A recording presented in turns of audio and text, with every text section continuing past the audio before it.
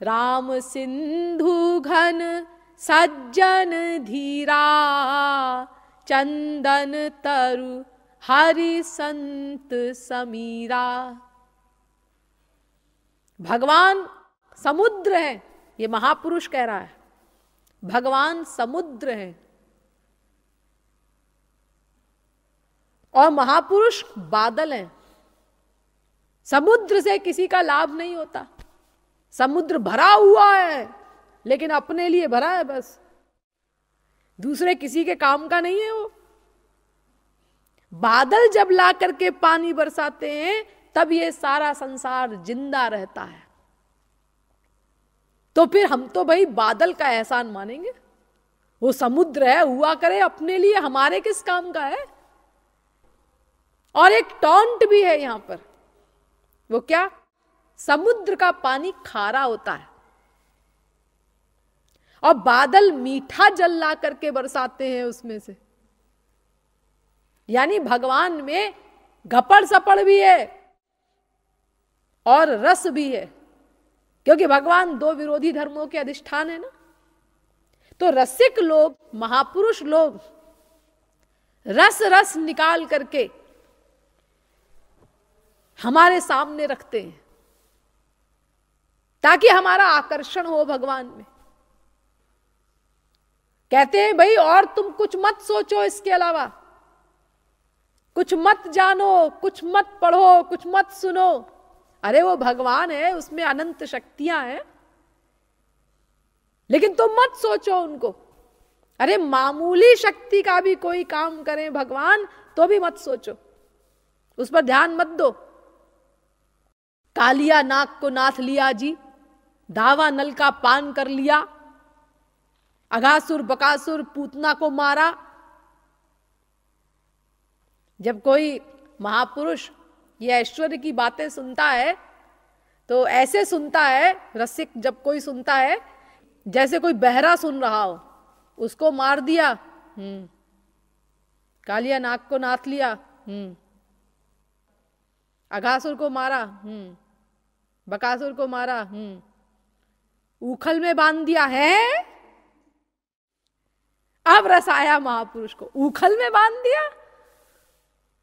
यानी ऐश्वर्य की बातों पर ध्यान नहीं देता वो। गोवर्धन को उठा लिया, बड़ा कमाल है, गोवर्धन को उठा लिया। अरे बोझा उठाना तो खच्चरों का काम है, गधों का काम है। अनंत कोटि ब्रह्मांडों को जो धारण किए हुए हैं केवल अपने संकल्प से, उन्होंने एक छोटा सा गोवर्धन पहाड़ उठा लिया तो बड़ा कमाल कर लिया। जो आप तारीफ कर रहे हैं श्री कृष्ण ने गोवर्धन पहाड़ उठा लिया, अरे कौन सा बड़ा कमाल कर दिया। अरे रावण ने ही कैलाश पर्वत उठा लिया था। और फिर अगर उठाने की बात देखी जाए तो उन्हीं के एक अंश है शेषनाग जी। वो अनंत कोटि ब्रह्मांडों की समस्त पृथ्वी को उठाए हुए हैं अपने फन के ऊपर। तो इसका मतलब फिर वो बड़े हो जाएंगे श्री कृष्ण से।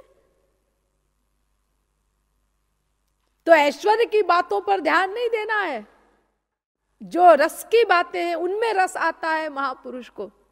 यानी जब भक्त लोग अपनी भक्ति के बल पर भगवान के उस ऐश्वर्य को मरोड़ करके, उसको बंधन में करके भगवान को असमर्थ बना देते हैं।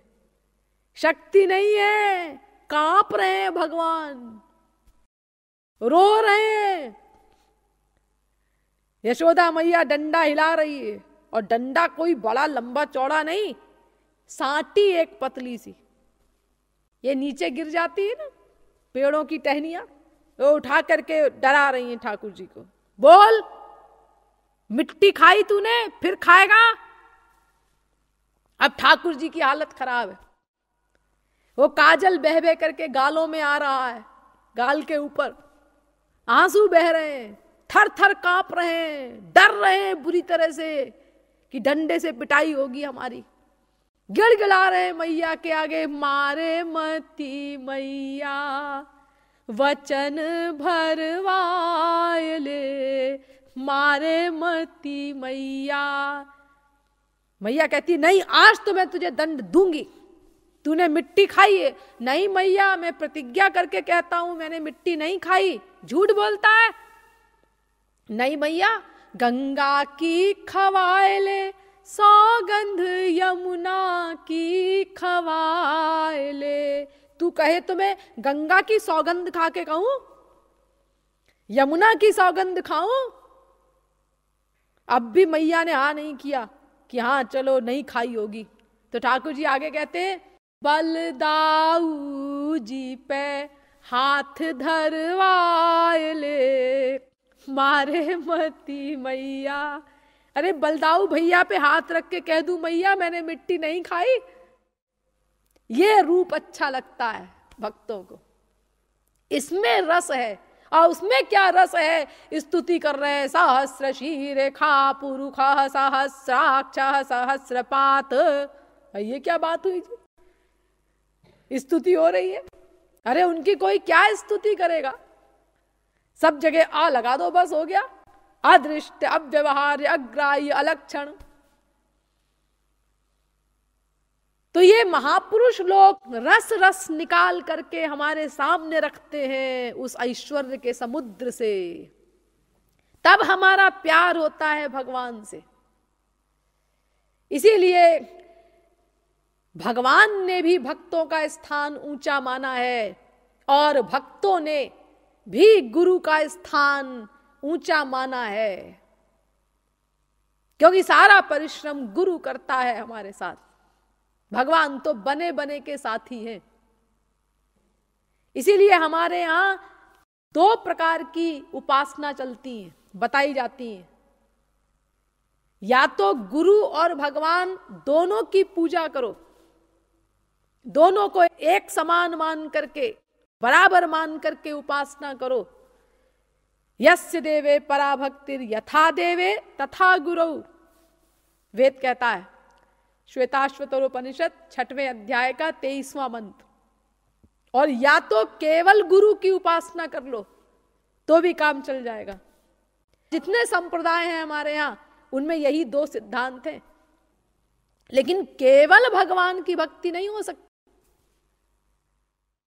क्योंकि केवल भगवान की भक्ति छोड़ो, भक्ति क्या चीज है यही नहीं समझ सकता कोई गुरु के बिना। और फिर रास्ते में जब डिफिकल्टीज आएंगी उनको कौन दूर करेगा?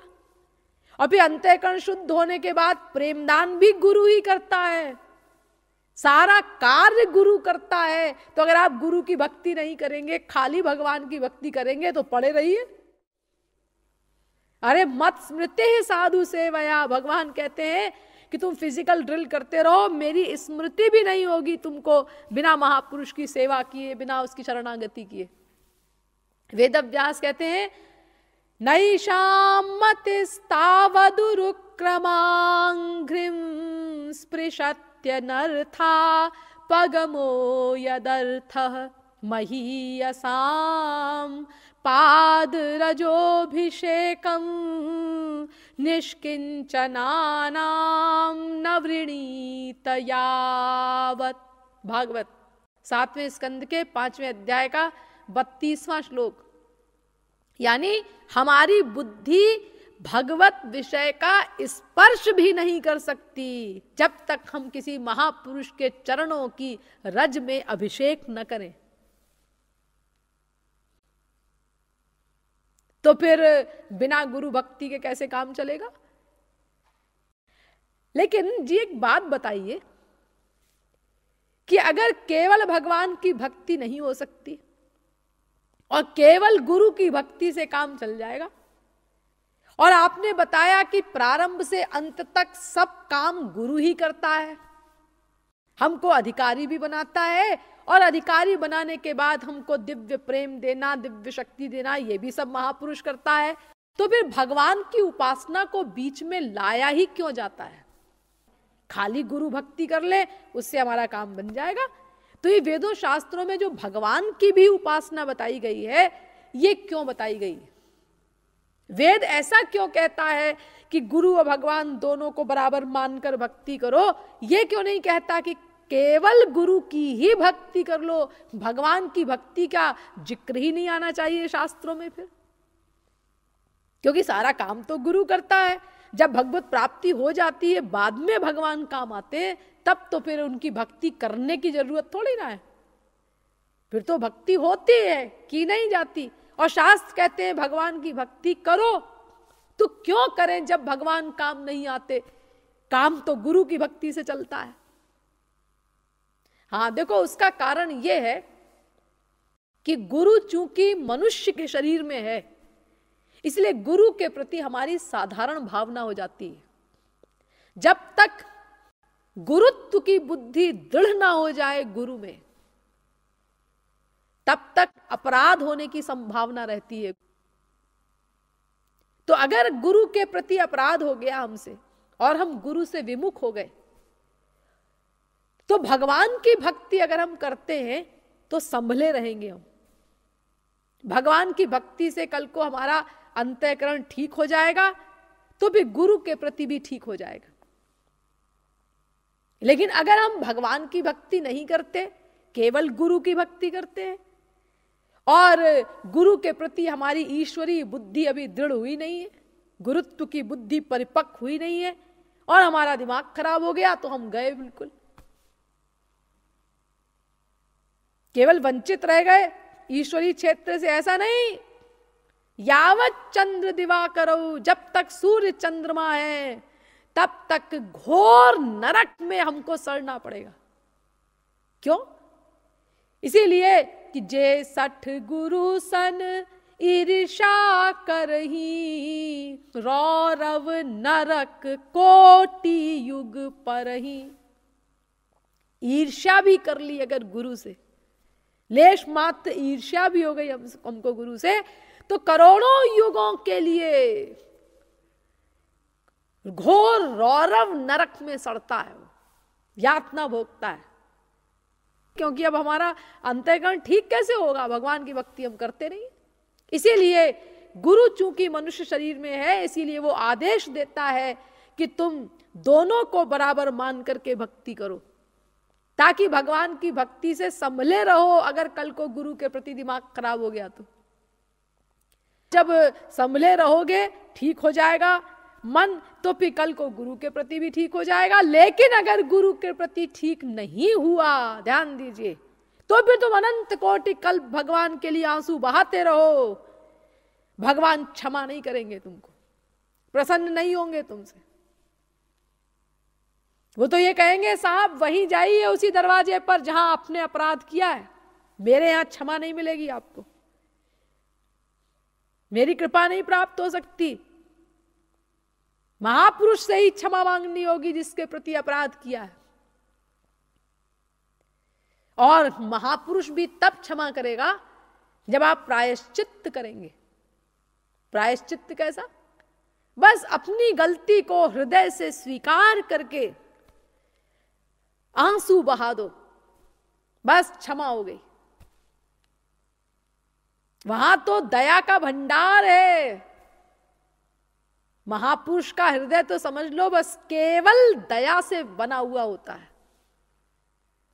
तुलसीदास जी ने लिखा है ना, संत हृदय नवनीत समाना, कहा कविन परि कहा न जाना। महापुरुषों का हृदय मक्खन के समान होता है, ऐसा तुलसीदास जी लिख गए। लेकिन फिर उन्होंने सोचा नहीं, ये तो सही एग्जाम्पल नहीं दी मैंने, तो आगे लिख दिया कि कवियों ने ऐसा कहा है, कहा कविन पै कहा न जाना, लेकिन वास्तव में ठीक नहीं कहा। क्यों? इसीलिए कि निज परिताप द्रवई नवनीता, पर दुख द्रवई संत सुपुनीता।